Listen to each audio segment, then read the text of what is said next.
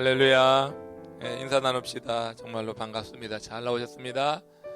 잘 나오셨습니다. 말씀의 은혜 같이 나누시기 원합니다. 자, 오늘 이제 빌립보서 제 6번째 강의 시간이 되었습니다. 자, 오늘 이 강해를 통하여서 하나님이 주시는 말씀에 한번 또 귀를 기울여 보는데, 먼저 제가 우리 한국의 토착신앙이라고 하죠. 민중신학의 토대를 이루었다고 하시는 분인데, 함석헌 선생이 남기신 그 시 가운데 그 사람을 가졌는가, 이런 시가 있어서 그 앞부분에 몇 줄 한번 읽어드리면서 오늘 말씀과 좀 관계가 돼서 같이 나누길 원합니다. 처자를 내맡기며 맘 놓고 갈 만한 사람, 그 사람을 그대는 가졌는가. 온 세상 다 나를 버려도 마음이 외로울 때에도 저만이야 하고 믿어지는 그 사람을 그대는 가졌는가. 어느 순간 구명대 서로 양보하며 너만은 제발 살아다오 할 그 사람을 그대는 가졌는가. 여러분, 이 그 사람이 누굴까요? 그 사람은 가장 친한 절친, 베스트 프렌드, 이렇게 말할 수 있고, 제가 오늘 이제 빌립보서 2장 19절 이하 30절에 있는 말씀에서 바울이 강조하는 말을 가지고 같이 나누자고 하면, 이거는 이제 진정한 동역자다. 바로 그 사람은 우리의 진정한 동역자다, 이렇게 볼 수 있겠다 생각이 듭니다. 오늘 빌립보서 2장 19절에서 30절 사이에서는 우리가 특별히 세 단어를 좀 여러분 마음에 새기고 들으시면은 전체적인 이해가 좀 더 쉬울 것 같아요. 첫 번째 단어는 동역이라고 하는 거예요. 두 번째는 사명, 세 번째는 돌봄이라고 하는 이 단어를 명심하시고 같이 한번 각 절에서 우리에게 주는 말씀을 한번 같이 살펴보기를 원하는 겁니다. 바울 곁에는 항상 하나님이 붙여주시는 그런 사람들이 있었어요.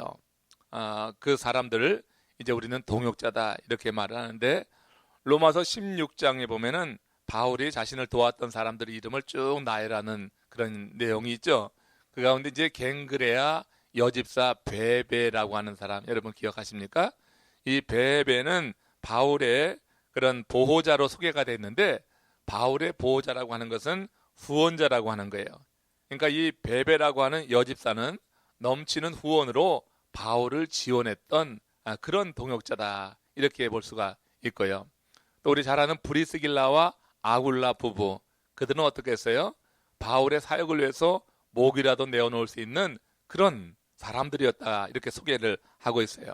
이렇게 바울의 사역에는 동역자들이 있었다는 거죠.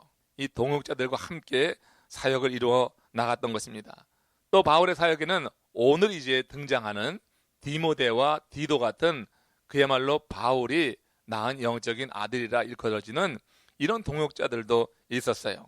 그래서 이 바울의 동역자들을 가만히 보면 그들이 동역을 할 때 바울이 잘 나가고 성공할 때만이 아니라 정말 비참해진 그 순간에도 바울의 곁에서 떠나지 않고, 바울이 옥에 갇혔을 때는 옥에 갇혀 있는 그 근방에 방을 세내서 바울을 섬기던 그런 동역자들도 있단 말이에요. 이렇게 바울은 그 사역을 하면서 굉장히 큰 고난도 어려움도 많이 겪었지만, 함께 있었던 그 동역자들로 인해서 때에 맞춰서 하나님께서 붙여주신 동역자들로 인해서 그 사역의 열매를 많이 맺을 수 있었다고 하는 거예요. 그 동역자 가운데는 이렇게 교회의 장로, 그 당시 장로는 지금의 목사를 말해요. 로컬 패스터를 말하는데, 그 장로들만 있었던 것이 아니라 평신도 리더들도 있었다고 하는 거예요. 그래서 이렇게 평신도 리더들과 그 사역자들이 함께 바울의 사역에 동참하면서 하나님은 바울을 통하여서 그 큰 열매를, 사역을 이루어 나가게 되었던 것을 아는데, 오늘 이제 이 본문에 있는 말씀 속에서 좀 구체적으로 그 바울의 동역자였던 이 디모데와 또 디도가 어떻게 바울의 그런 동역자가 될 수 있었고, 그들에 대해서 바울은 어떤 생각을 갖고 있었는가, 이제 이 대목을 좀 같이 나누려고 합니다. 자, 오늘 이 본문으로 들어가기 전에 2장 전체를 한번 같이 잠시 리뷰해 보면은 오늘 이제 나누려고 하는 19장 30절의 위치를 알 수가 있게 되는데, 2장 1절에서 4절까지는 바울이 빌립보 교회의 그런 어떤 내적인 혼란, 내적인 갈등을 보고 그 교회에 갈등을 일으키는 장본인, 그죠? 두 사람을 지목하면서 교회가 하나 될 것을 권면하는 내용이 있어요. 그리고 이제 2장 5절에서 11절 그 사이에서는 바울이 성육신 사건, 예수 그리스도의 성육신, 그러니까 이 빌립보에서에 나오는 유일한 기독론이에요.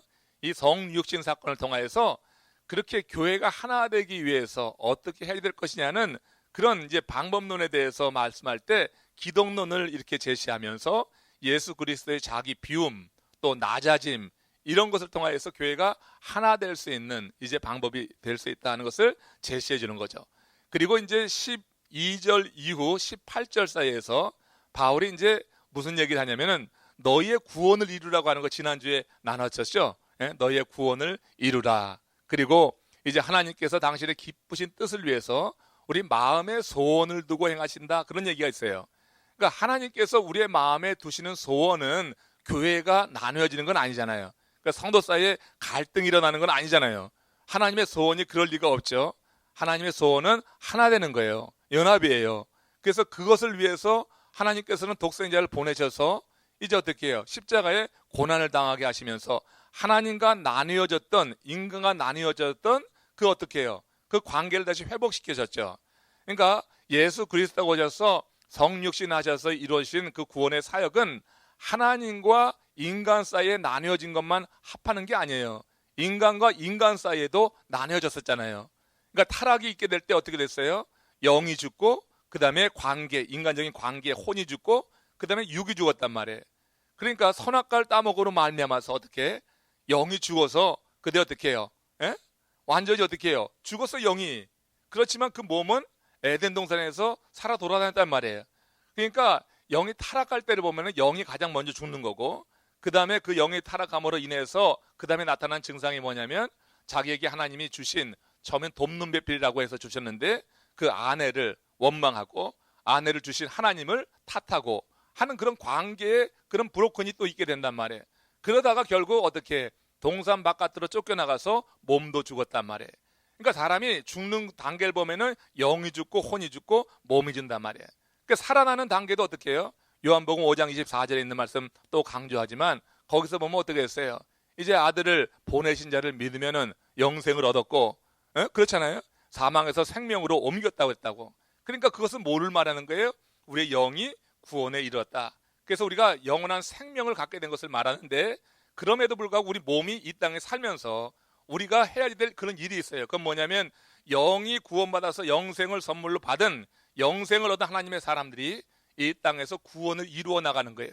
그것을 감리적인 용어로는 성화라고 이렇게 말한다고 했어요. 이 성화를 통하여서 하나님과 이미 관계가 회복된 사람들이 인간과의 그 관계도 회복되어야 되는 거예요. 나뉘어진 관계가 회복되어지는 것, 일치되는 것, 이런 것을 위해서 하나님께서 이 땅에 우리를 두신지 모르겠어요. 그러니까 영이 구원받은 사람들이 가장 좋은 건 어떨까요? 바로 하나님 나라 가는 건데, 하나님이 이 땅에 우리 몸을 살려두신 이유는 우리가 이렇게 이 땅에서 해야지 될 일이 있는 거예요. 그 나뉘어진 관계를 회복하고, 그리고 주의 복음을 이제 증거할 만큼 자라가라고 하는 거죠. 그걸 성화라고 하는 거예요. 그걸 빌립보서 2장 13절에서는 너희의 구원을 이루라, 이런 말로 표현하고 있는 것이고, 그 구원을 이룬 사람들이 어떻게 살아가느냐? 하나님이 기뻐하시는 소원을 마음에 품고 살아가는 거예요.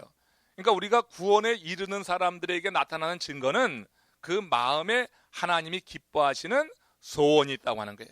그럼 하나님이 기뻐하시는 소원이 교회를 깨는 거겠냐고요? 그건 아니라고. 성도들의 갈등이 하나님이 기뻐하시는 소원이겠냐고? 그건 아니라고요.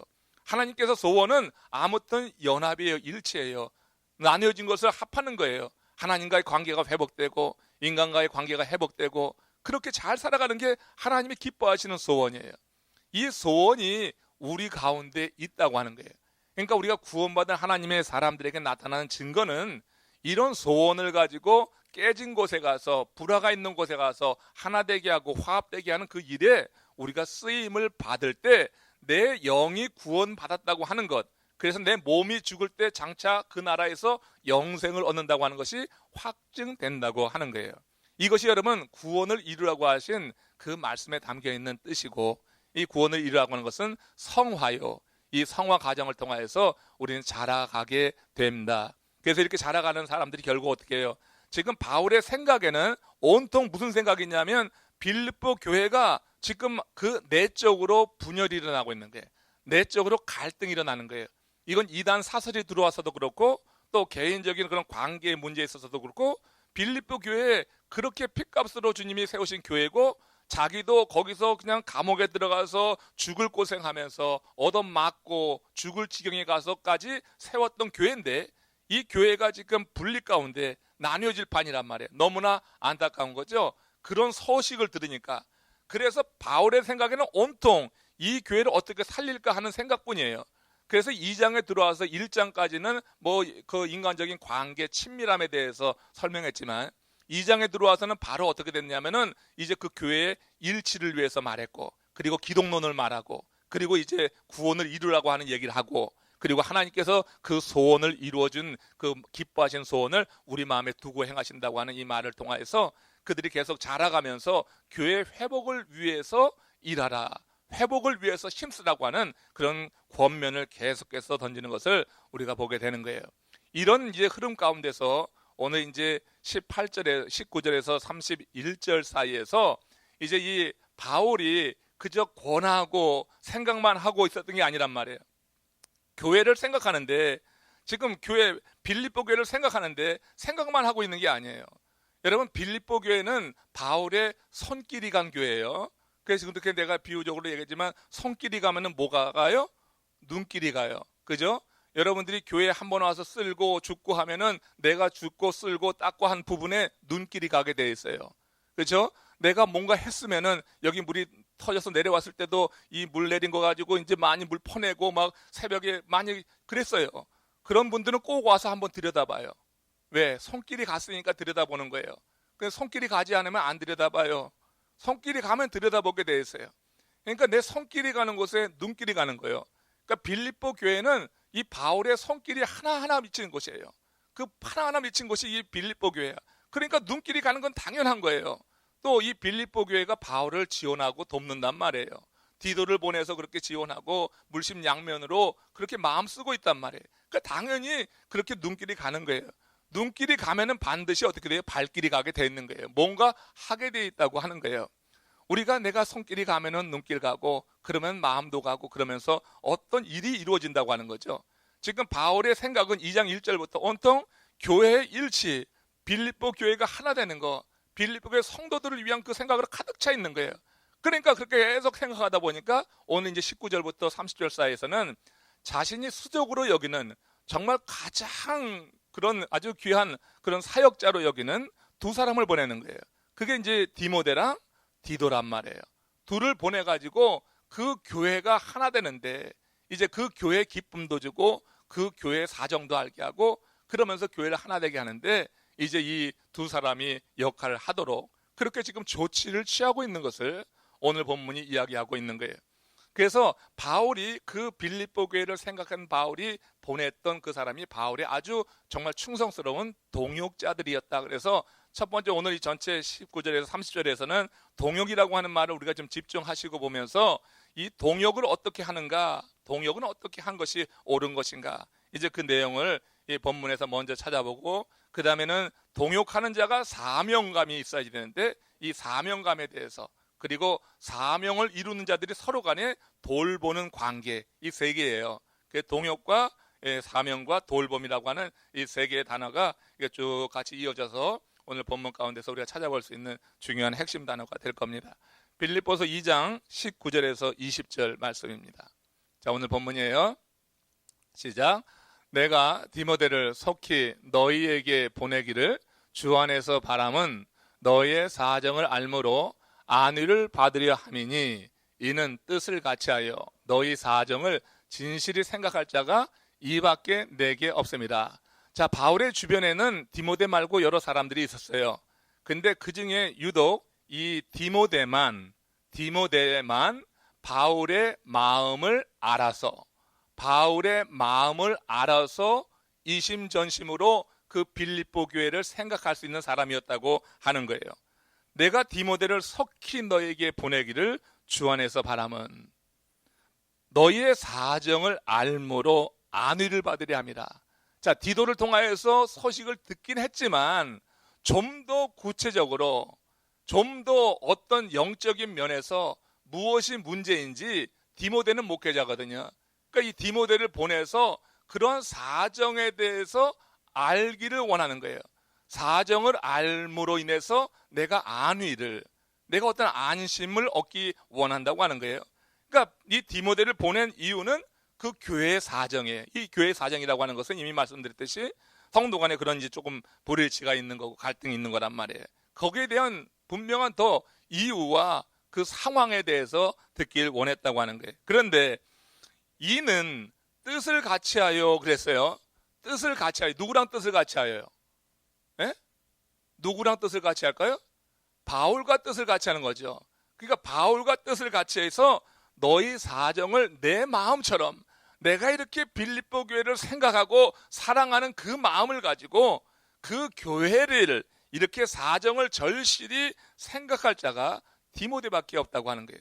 그러니까 바울에게 디모데는 그야말로 말하지 않아도 그 마음속에 있는 생각까지 알 수 있는 존재가 디모데라고 하는 것이에요. 그러니까 뜻을 같이 하는 동역자라고 하는 게 굳이 말하지 않아도 인심전심으로 자신의 뜻을 알아서 가서 사역할 자라고 하는 거예요. 여러분, 이런 사역자가 얼마나 힘이 되겠어요. 사실 사역할 때 우리 서로 동역하는 사람들이 눈치만 한번 줘도 오랜 동안 같이 생활하다 보면 그런 게 있잖아요. 눈빛만 딱 봐도 뭘 원하는지 아는 거, 이런 거 있잖아요. 그러니까 지금 디모데에게 바울이 그런 존재였던 거예요. 바울은 디모데를 그렇게 인정했어요. 그래서 디모데가 빌립보 교회에 가면은 내 마음처럼 이제 그 교회의 사정을 잘 살펴서 이제 어떻게 내 뜻대로 내가 원하는 바를 이루겠구나, 교회 일치를 위해서 어떤 일을 할 수 있는 사람이라고 하는 것을 인정했다고 하는 것입니다. 여러분, 우리 가운데 사역이 이루어질 때 여러분들이 하는 사역에서 정말 눈빛만 봐서 서로 마음이 통하는, 뜻이 통하는 그런 사람들이 있다고 하면 여러분들의 사역은 굉장히 힘을 받게 될 줄로 믿습니다. 혼자 하는 거는 힘들어요. 근데 같이 사역할 때 그 힘을 받을 수가 있어요. 하나님께서 원하시는 것은 우리가 혼자 일하는 게 아니라 함께 일하는 거예요. 가만히 보면요, 혼자 일 잘하는 사람 있죠? 혼자서는 일을 꽤 잘해요. 정말 열심히 잘해요. 근데 누구랑 함께 하려고 하면은 영 일이 안 되는 거야. 정말 서로 안 되는 거야. 갈등이 빚어지고 되지 않는 사람들이 있는 걸 봐요. 여러분, 하나님은 혼자 일하는 것보다 함께 일하는 것을 더 기뻐하십니다. 하나님께서는 에덴 동산에 그 에덴 동산 관리하는 일을 아담 혼자에게 맡기지 않았어요. 아담이 외로워 보여서 하와를 만들기도 했지만 에덴 동산 다스리는 거 그거 맡기기 위해서 하나님께서 하와를 붙여주셨어요. 그 아담에게 하와는 돕는 자예요. 동역하는 자라고 하는 거예요. 하나님은 동역하면서 에덴 동산을 다스리길 원했어요. 하나님의 나라를 하나님의 백성들이 동역하면서 다스려 나가는 것을 원하는 줄로 믿습니다. 예? 여러분, 하나님은 그렇게 원하는 거예요. 하나님께서는 우리가 같이 함께 일하는 걸 원하는 거예요. 우리 주님도요, 혼자 다 하실 수 있잖아요. 근데 12명 제자를 불렀잖아요. 12명 제자가 뭐 그 하나같이 뭐 대단한 사람도 아니라고요. 뭐 세상적으로 배경이 좋은 것도 없고 그 당시로 보면은 그냥 하층에 있는 사람들이 대부분이었고 조금 나은 사람은 머리가 좋아갖고 나중에는 주님을 배반하고 뭐 이런 식이었다고. 그러니까 대단한 인물들이 아니었어요. 그렇지만 우리 주님께서는 하나님의 사역이라고 하는 것이 이렇게 함께 하는 것이라 하는 것을 우리에게 일러주기 위해서 어찌 보면 그 12제자를 택하셔서 그들에게 일을 맡기면서 일을 해나갔다고 하는 거예요. 우리 주님께서 그 죽은 자를 살리시는 능력이 있는데 우리 성경에 보면은 예수님께서 죽은 나사로를 살리실 때 어떻게 했어요? 나사로를 살리실 때 죽은 자를 살려내는 능력이라고 하면은 나사로가 묻혀있는 돌무덤에 돌 입구를 가로막고 있는 돌을 그냥 바람으로 날려버리는 거는 문제도 아니어야지 돼요. 그잖아요. 죽은 자를 살리는 기적의 능력이 있다고 하면 그 돌덩어리 하나 그냥 걷어내는 건 아무것도 아니에요. 그런데 돌을 옮기라고 제자들을 시키는 거야, 예수님이. 그죠? 혼자 하면 얼마나 폼이 나요.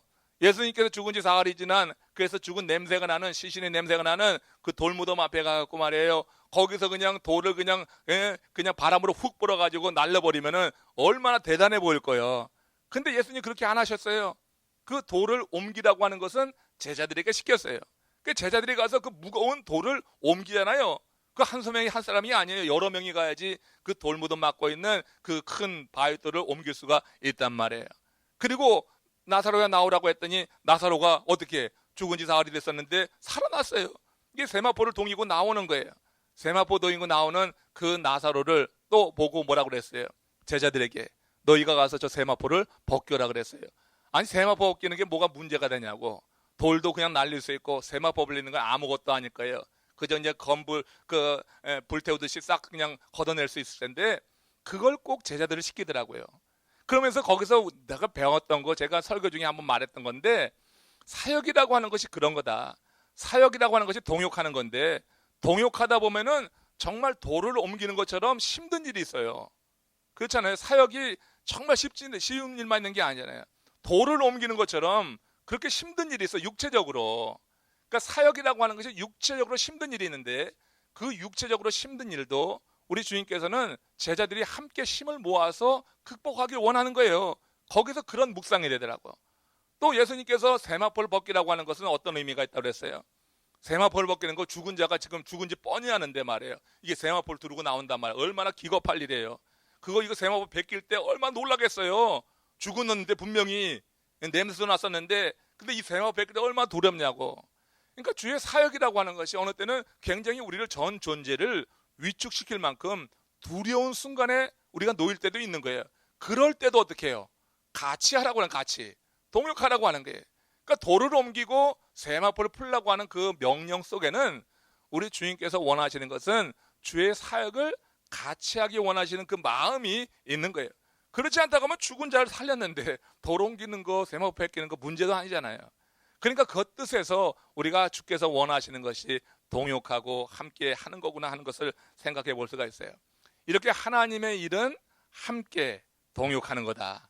그 지금 여기 바울이 자기는 몸에 이제 로마에 옥에 갇혀 있는데 멀리 저기 지금 에베소 쪽에 있는 이 빌립보 지역에 있는 이 교회가 이런 일이 있단 말이에요. 너무너무 안타까운 거예요. 바울의 입장에서.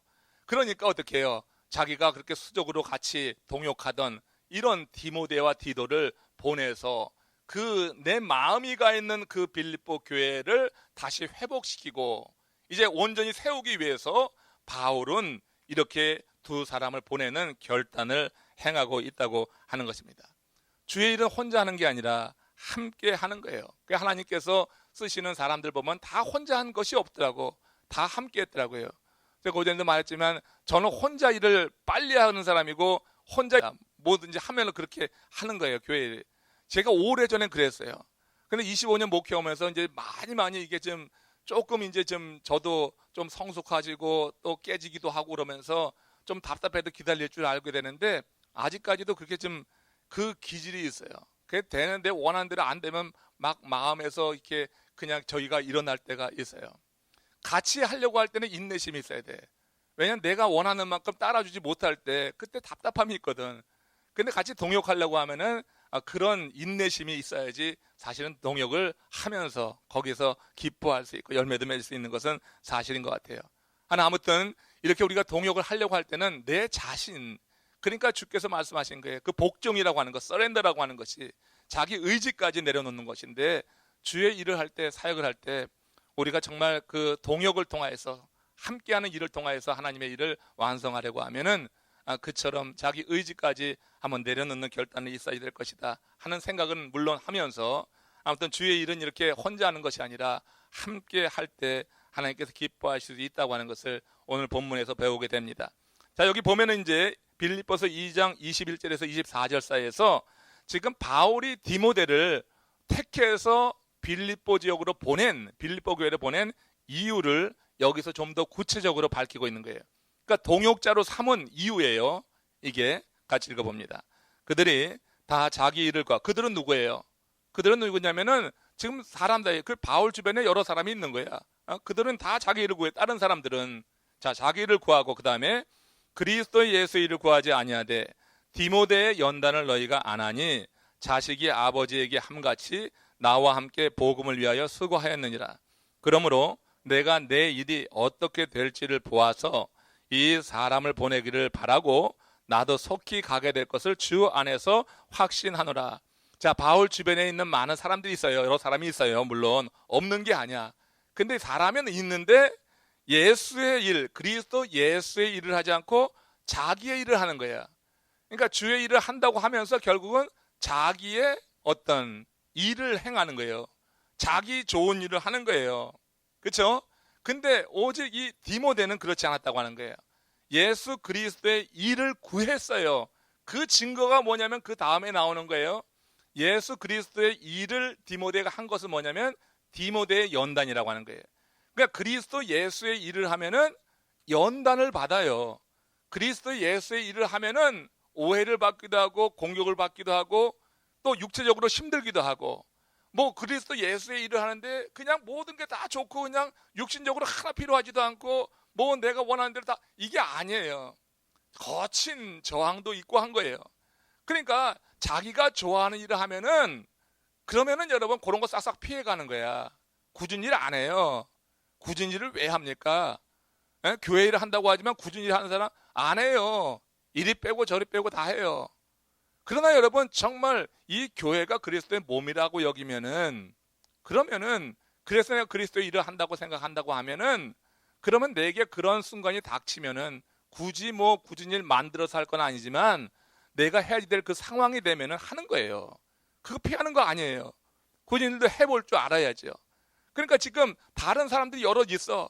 근데 이 사람들은 전부 그냥 어떻게 자기 안일이에요. 자기 중심으로 주의 일을 한다고 하지만 실제로는 자기의 어떤 기쁨을 위해서, 자기의 영광을 위해서 행하는 거지 우리 예수 그리스도를 위한, 하나님의 영광을 위한 일이 아니야. 근데 디모데에게는 그 증거가 있어요. 그에게는 연단이라고 하는, 그리스도의 연단을 보아서 알지 않느냐. 그래서 빌립보 교회 성도들이 알고 있는 내용을 지금 이야기하는 거예요. 이게 디모데가 그리스도의 일을 행하다가 받았던 연단, 이게 있단 말이에요. 그 연단은 바울이 그리스도의 일을 행하면서 받았던 연단과 유사한 거예요. 그러니까 바울의 입장에서는 동병상련이라고 하는 게 있는 거예요. 저 디모데라고 하는 이 친구도 말이야, 영적으로 낳은 아들인데, 아니 이 디모데가 그리스도의 일을 하는데 자기 몸 돌보지 않고 그냥 헌신한단 말이야. 열심히 일하다가 어려움을 당하기도 하고 고난 당기기도 하고 또 육체적으로 힘든 일 가운데 놓이기도 하고, 그런 증거가 있단 말이에요. 그런 증거가 있는 것을 바울도 알고 빌립보 교회 성도들도 아는 거예요. 그러니까 그렇게 말하는 거예요. 디모데의 연단을 너희가 안 하니, 이렇게 됐단 말이에요. 그 자식이 아버지에게 함같이 나와 함께 복음을 위하여 수고하였느니라. 그리스도의 일을 한 증거가 있다고 하는 거예요.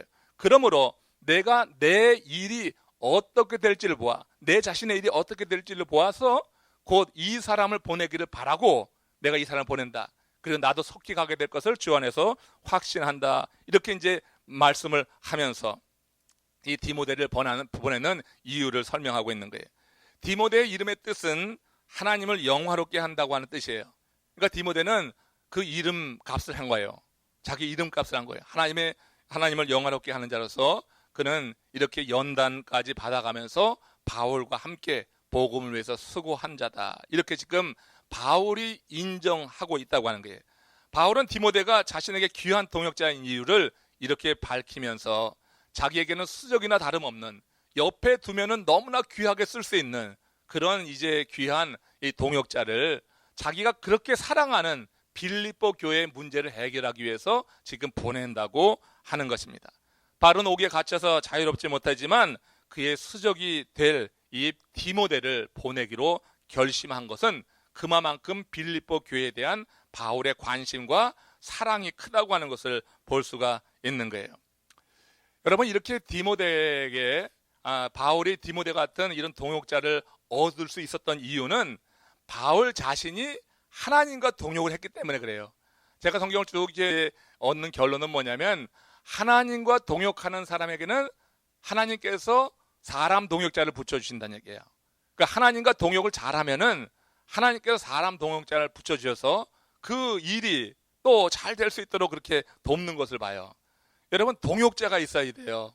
주의 일은 동역자가 아무튼 있어야 돼. 솔로로 하지 말고 함께 할 수 있기를 바랍니다. 근데 내가 함께 할 수 있는 사람이 진정으로 내 마음과 같이 해서 뜻을 같이 하며 그 함께 사역하는 사람이 내게 붙여진다고 하는 것은 내가 정말 하나님과 동역을 잘하고 있을 때예요. 하나님과 동역을 잘하면은 하나님께서 우리에게 맡겨주신 여기에 사역들, 이 사역을 잘 해나갈 수 있도록 동역자를 어찌하든지 붙여주셔서 혼자 하지 않게 한다고 하는 거예요. 하나님과 동역할 수 있는 그런 사람이 하나님의 일을 그래서 크게 이룬다고 하는 것입니다. 저 카나다 출신으로 아주 유명한 그 외과 의사가 한 분 계셨어요. 한경림 목사님이 하나님의 동역자라고 하는 책에서 소개한 좀 오래된 이야기이긴 하지만 그 카나다 출신의 아주 유명한 외과 의사 민게이라고 하는 외과 의사가 있습니다. 이분이 그런 말을 자주 한다고 하는 거예요. 수술할 때마다 수술은 사람이 하지만 병은 하나님이 고치신다. 이 얘기를 입에 늘 담고 그렇게 이제 수술을 했다고 하는 겁니다. 물론 약도 사람이 주고 수술도 사람이 주지만 고치는 것은 근본적으로 그건 하나님이 하실 일이지 사람이 하는 일이 아니라 하는 그런 고백이 되는 거예요. 그가 그렇게 고백하게 된 이유에 대해서 사람들이 물었을 때 그가 이런 이야기를 해줬어요. 본래 카나다의 그 가난한 농촌 출신인데 이 고학을 해서 외과 의사가 된 사람입니다. 농촌 출신으로 고학을 해서 외과 의사가 됐는데 어릴 적에는 교회를 잘 다녔죠. 교회 학교.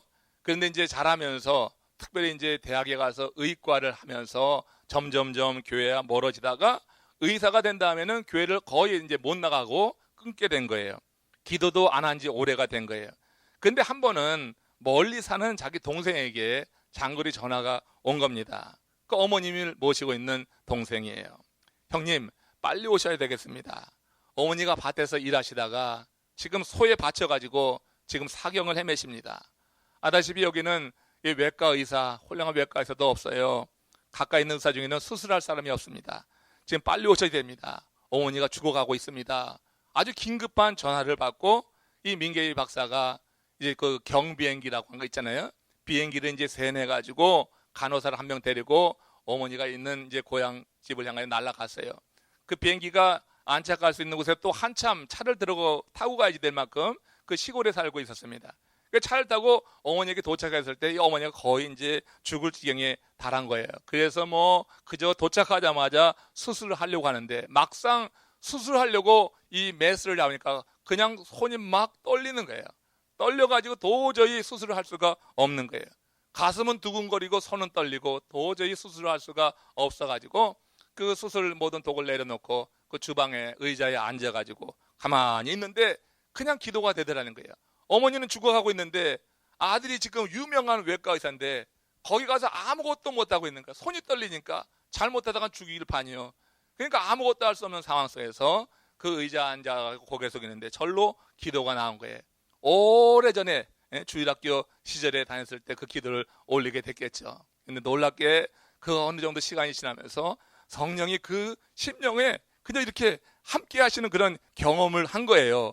그러면서 막 떨리던 손이 진정이 되고 막 두근대던 가슴이 가라앉고 그러고 나서 바로 이제 수술을 해가지고 거의 숨이 넘어갈 뻔한 그 어머니를 구해낸 것입니다. 여러 시간을 거쳐가지고 수술해서 어머니를 살려냈어요. 그 다음부터 신앙을 회복하게 된 거예요. 그리고 언제 그리고 어디서나 무슨 수술을 하든지 그는 간절히 기도했다고 하는 거예요. 아, 여지까지 내가 사람을 살리는지 알았는데 그게 아니구나. 하나님께서 함께 하셔야지 내 이 손을 가지고 사람을 생명 살리는 거니. 이건 내가 수술을 하지만 병을 고치고 살리는 이는 하나님이다. 그래서 그 이후에 그가 이렇게 하나님과 동역한다고 하는 의미에서 수술은 사람이 하지만 병은 하나님이 고치십니다. 이런 얘기를 하면서 늘 환자 앞에서 기도를 하고 그렇게 이제 수술에 들어갔다고 하는 그런 간증인 거예요. 여러분, 병을 고치는 것도 하나님과 동역해야지 되는 것이듯이 우리가 하는 모든 세상 일이라고 하는 것이 우리가 여러분 믿음의 시선으로 보면은 그게 동역이 돼야 될 줄로 믿습니다. 우리가 여러분 경영하는 작은 비즈니스 하나도 그것도 하나님과 동역하는 마음으로 행하게 될 때 하나님께서 거기서 기막힌 지혜도 주시고 또 열정도 주시고 그러면서 사업을 키워나갈 수 있는 기회를 허락해 주시는 것 같아요. 여러분, 하나님과 동역하면서 여러분 세상 일도 하시고 하나님과 동역하는 마음으로 내게 주어진 주의 사역을 감당할 때 하나님은 세상 일을 그렇게 할 때 사람 보내주시는 거고 주의 일을 하나님과 동역할 때 함께 일할 동역자들을 세상 눈에 보이는 인간 동역자를 보내주셔서 함께 일하게 하신다고 하는 것입니다.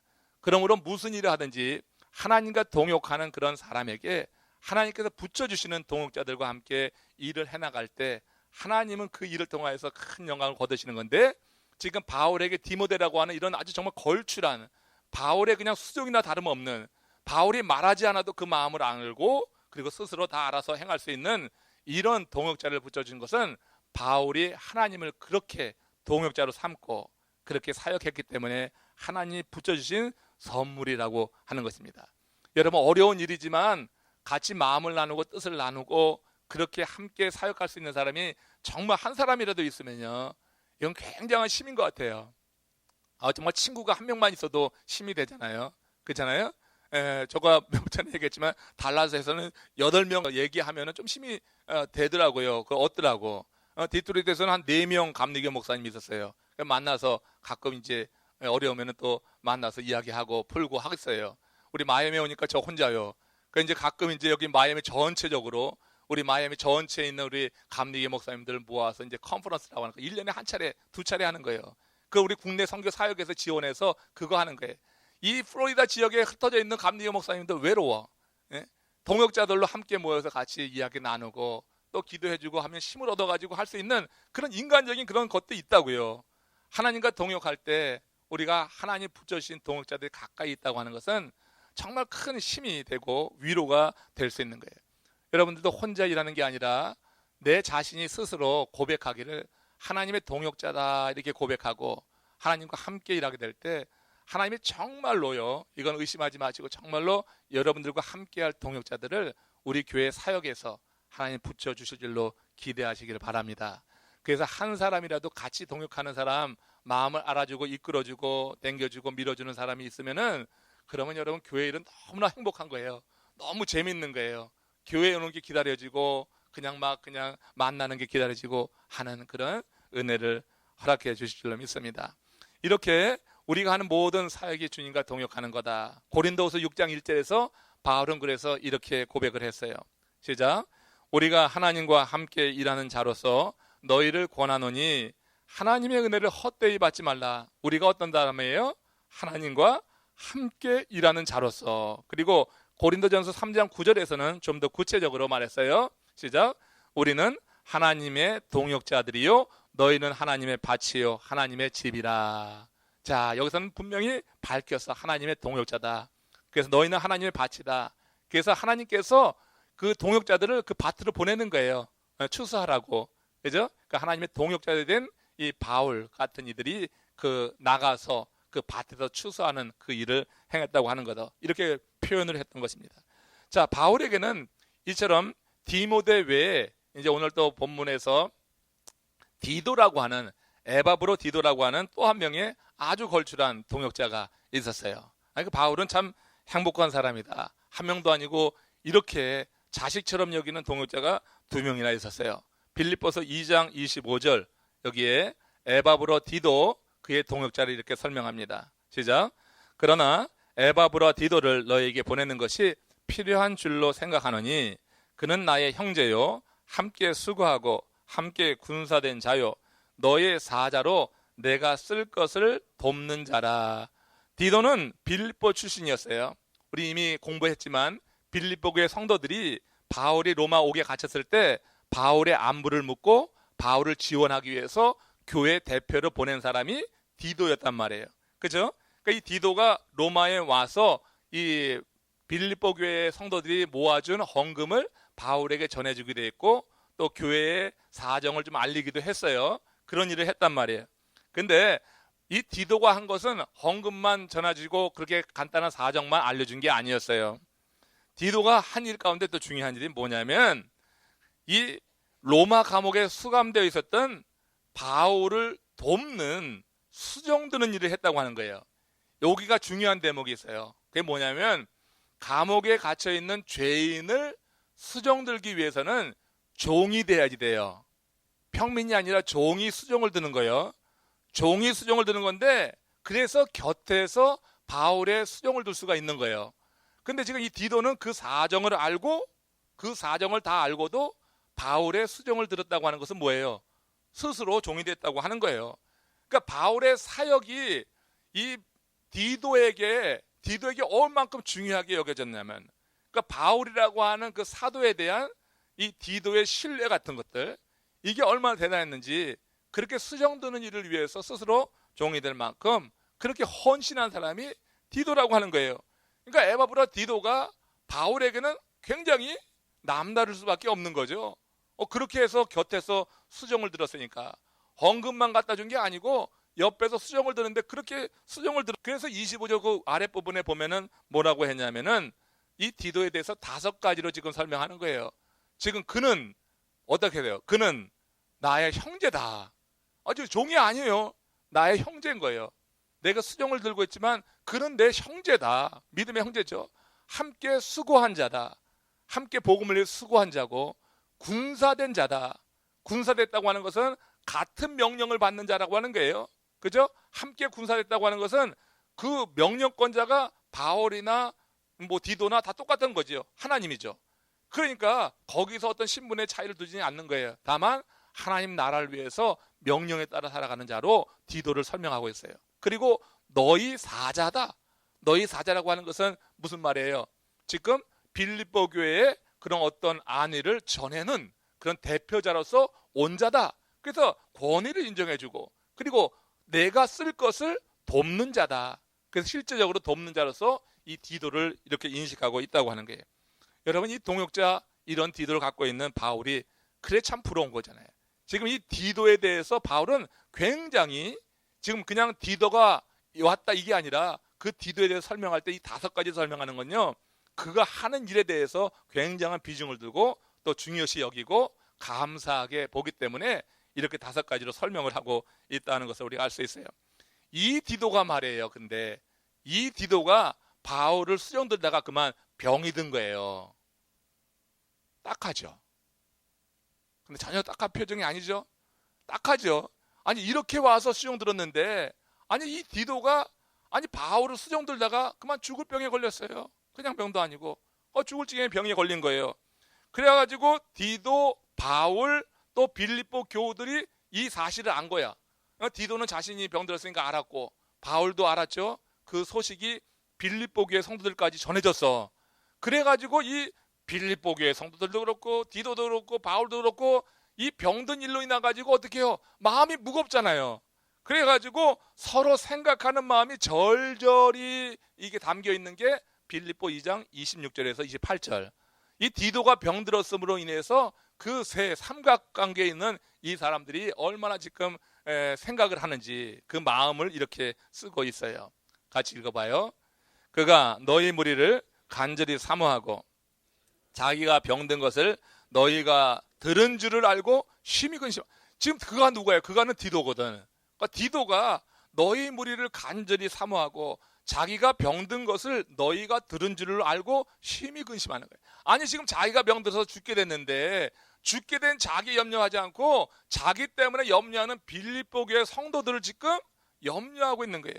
내 일로 인해서 지금 성도들이 참 많이 근심하고 있구나. 이것이 많이 무거운 짐이 됐어요. 그래서 그가 시작. 그가 병들어 죽게 되었으나 하나님이 그를 긍휼히 여기셨고 그뿐 아니라 또 나를 긍휼히 여기사 내 근심 위에 근심을 면하게 하셨느니라. 이 얘기가 뭐냐면 내 근심 위에 근심을 면하겠다고 하는 것은 지금 바울의 이 디도의 병이 나았다고 하는 거예요. 내 근심 위에 근심이 뭐냐면 지금 같이 있는 디도가 병든 것도 근심이잖아요.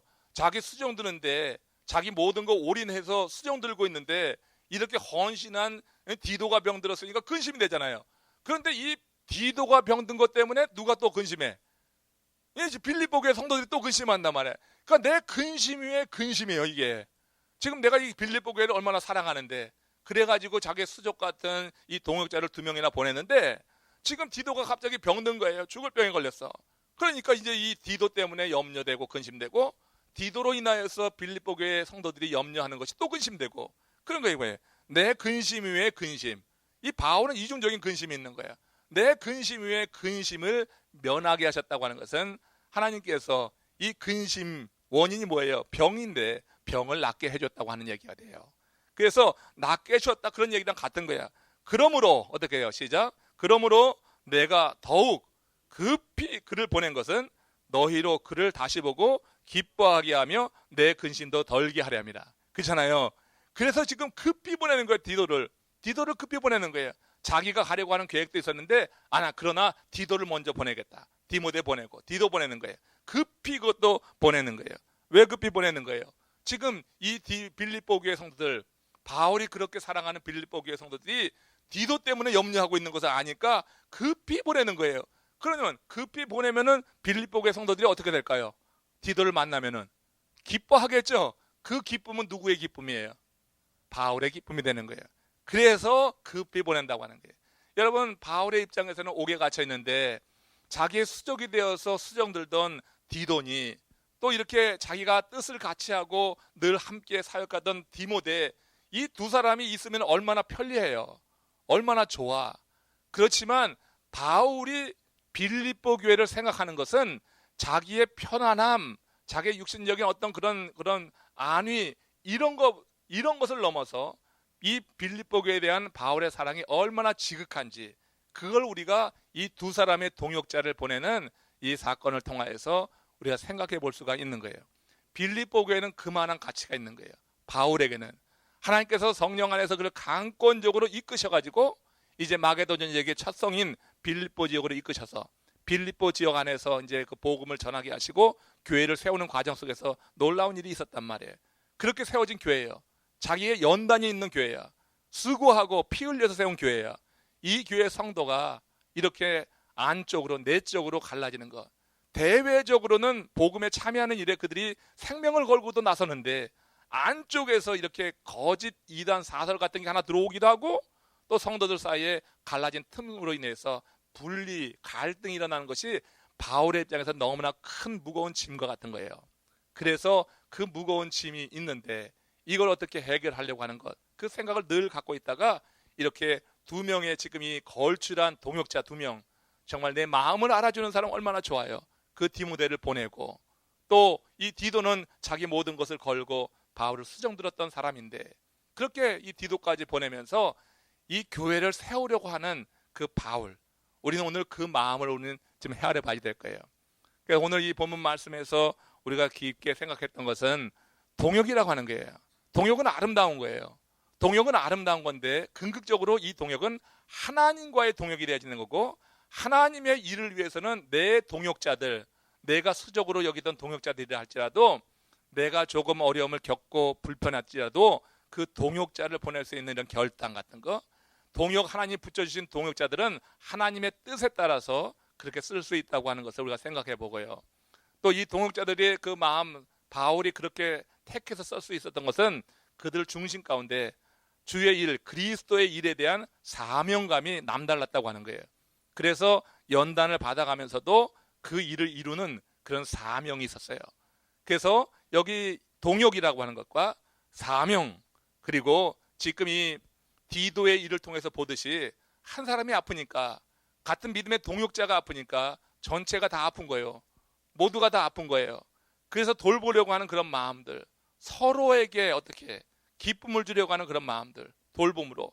그래서 바울이 이제 끝에서 얘기하는 게 뭐냐면은 빌립보 2장 29절 끝으로 가보시면은 맨 끝에 이렇게 말합니다. 빌립보서 2장 29절 시작. 이러므로 너희가 주 안에서 모든 기쁨으로 그를 영접하고 또 이와 같은 자들을 존귀히 여기라. 모든 기쁨이라고 하는 것은 마지못해 하는 것이 아니라 진심과 즐거움으로 영접하라고 하는 거예요. 뭐 그렇게 말하지 않아도 빌립보 교회 성도들은 디도를 그렇게 맞이할 거예요. 그러나 지금 바울이 이렇게 쓴 이유가 그 다음 구절에 있어요. 이러므로 너희가 주 안에서 모든 기쁨으로 그를 영접하고, 요거는 당연히 할 거야. 근데 권하고자 하는 것이 그 다음이에요. 또 이와 같은 자들을 존귀히 여기라. 그래서 바울이 지금 권하는 것은 주의 일, 동역하는 자, 사명감을 가지고 동역하는 자들에 대해서 돌보라고 하는 거예요. 동역하는 하나님의 사람들, 주의 일을 위해서 뭐든지 헌신하는 그 동역자들, 헌신하는 자들을 돌보라고 하는 그런 권면을 줘요. 그러니까 디도 못지않게 이와 같은 자들을, 그러니까 모든 믿음의 동역자들에 대한 그런 성도들의 그런 일의 돌봄에 대해서 지금 이야기하고 그들을 잘 섬길 것에 대해서 지금 권면하고 있는 것을 봅니다. 본문은 동역한다는 것과 사명의 중요성 그리고 돌봄의 아름다움에 대해서 저는 교훈한다고 생각해요. 그러니까 빌립보 교회에 대한 그 바울의 사랑이 이처럼 이 세 가지 아름다운 이 덕목들을 통하여서 이제 그 사랑이 좀 더 느껴질 수 있도록 그들에게 전해지고 있는 것이고, 그래서 바울이 원하는 교회가 세워지고 일치하고 다시 갈등이 없어지는 그런 일을 이제 하길 바라는 그런 소원을 오늘 이 본문에서 우리가 듣게 됩니다. 자, 우리 교회가 이제 우리 가운데 이루어지는 사역들이 우리가 말씀만 배우고 끝나는 게 아니라, 자, 이렇게 사역은 이루어지는구나, 이렇게 주님의 일들은 이루어지는구나 하는 것을 한번 마음에 새기고 또 삶에 적용해서 여러분들 모두에게도 한 사람 이상의 정말 마음과 뜻을 같이 할 수 있는 동역자가 올 한 해 정말 하나님의 은혜 안에서 여러분 모두에게 한번 같이 이렇게 엮어지는 그런 은총이 있었으면 참 좋겠어요. 그래서 하나님의 일이 좀 더 힘있게 연합해서 이루어지기를 주의 이름으로 축원합니다.